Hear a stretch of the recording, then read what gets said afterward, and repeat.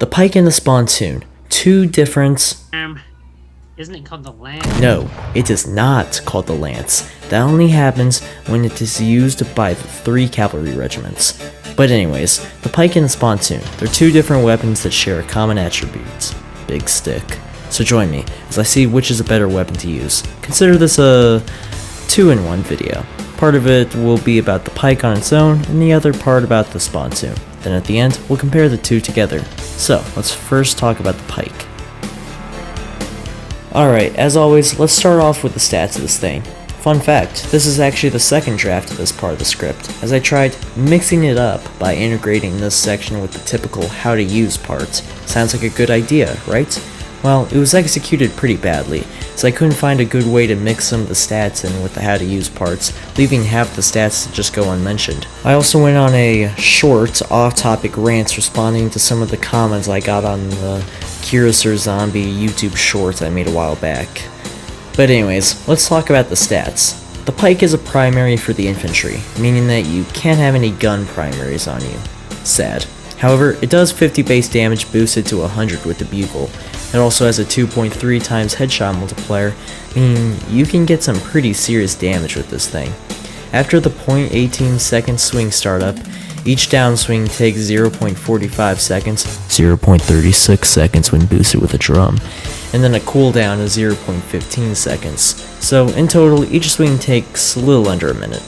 When equipped, the Pike reduces the player's walk speed from 16 to 13. Honestly, I don't think this is too bad of a debuff, considering the rest of the upsides that the Pike brings. Anyways, the Pike can hit up to 3 enemies at once. Or can it?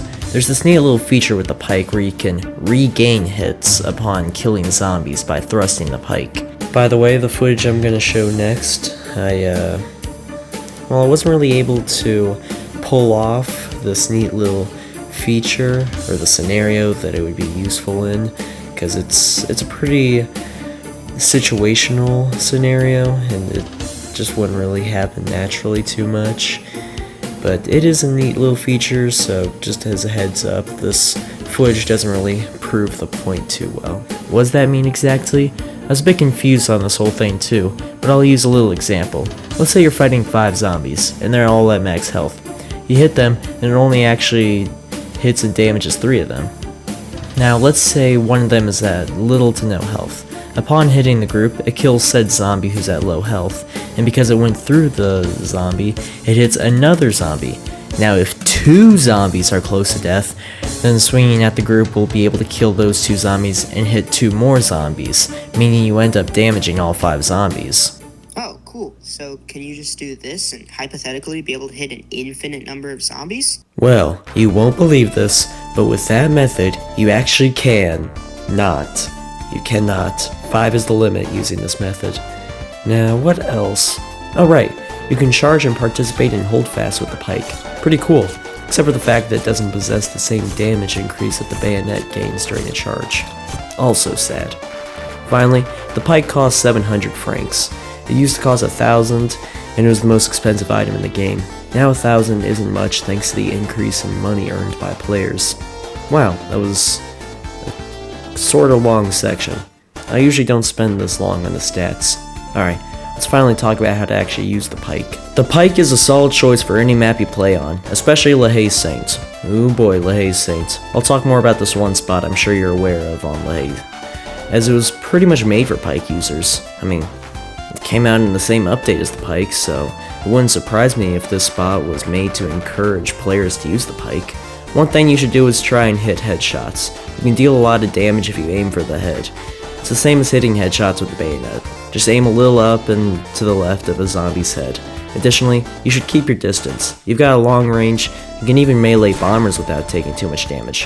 Which reminds me, pairing the Pike with the Curiouser armor can make you a bomber killing tank. Using the Pike, Cuirass, and a bit of cover can allow you to melee multiple bombers before dying. Wait, hold on. You're saying that players should actually melee bombers? The biggest don't do of Guts and Black Powder? No, you shouldn't melee bombers. Unless you're using the Pike. and doing the stuff I mentioned earlier. Meleeing bombers with this strategy is good in the case that your teammates, your incompetent, imbecile, lobotomite teammates who barely deserve such a name, may still be reloading their guns and or are distracted when a bomber appears. When that happens, you must make a choice. You must either take one for the team and safely melee said bombers to save everyone at the cost of like 5 health, or you could let everyone die and remain at 5 health. Now, I don't know about you, but that other option is the far better choice. I'd expect you all to understand this clear expression of sarcastic humor. However, my audience is full of Roblox players, and I've unfortunately been proven wrong before regarding some of y'all's intelligence. Anyways, what else can I say? Have drummers and buglers on your team? Sorry. I meant competent drummers and buglers. There's a clear difference between the two. Not really sure what else to say. Make sure to use it during charges? Man, I'm really scraping the bottom of the barrel with this one. I guess we should just move on to the Spontoon now. Alright, I want to get through this quickly. The Spontoon is a secondary weapon for the officer that deals 30 damage but 60 damage while bugle boosted. It's got a 0.18 second startup swing with a 0.45 second swing and a 0.15 second cooldown. While boosted, the swing goes from 0.45 seconds to 0.36 seconds. It's got a penetration of 3 but without the fun little hit gaining thing that the Pike has. The Spontoon also can participate in bayonet charges and holdfasts, which we'll get into in a minute, but without the damage boost that the bayonet does. It's got a 2.3 times headshot multiplier. Oh yeah, and there's no movement debuff when you were holding the Spontoon. I know, it's great. Finally, it's purchasable for 500 francs in the shop. Now, I know what you might be thinking. Colton, this just sounds like a far worse Pike. Now, stats-wise, yeah, you'd be correct. However, there's this little thing called holdfast.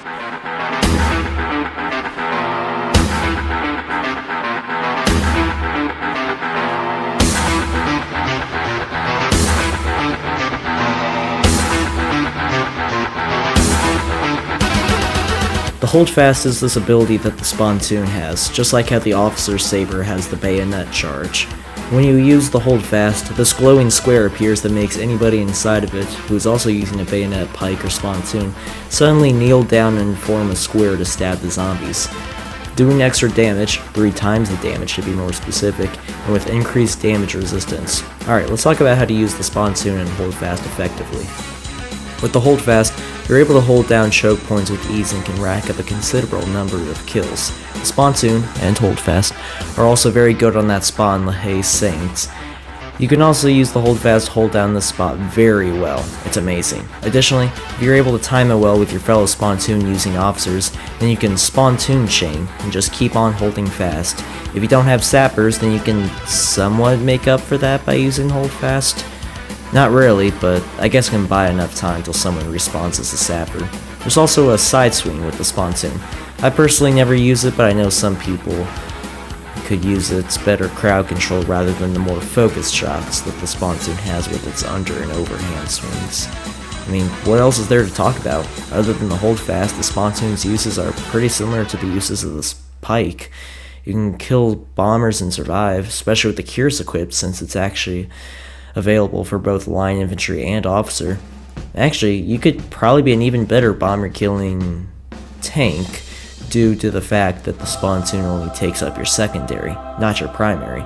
Instead of being gunless like the pikemen, an officer using the Spontoon can still have a firearm as their primary, so they can both stab bombers at a safe distance and shoot them at an even safer distance.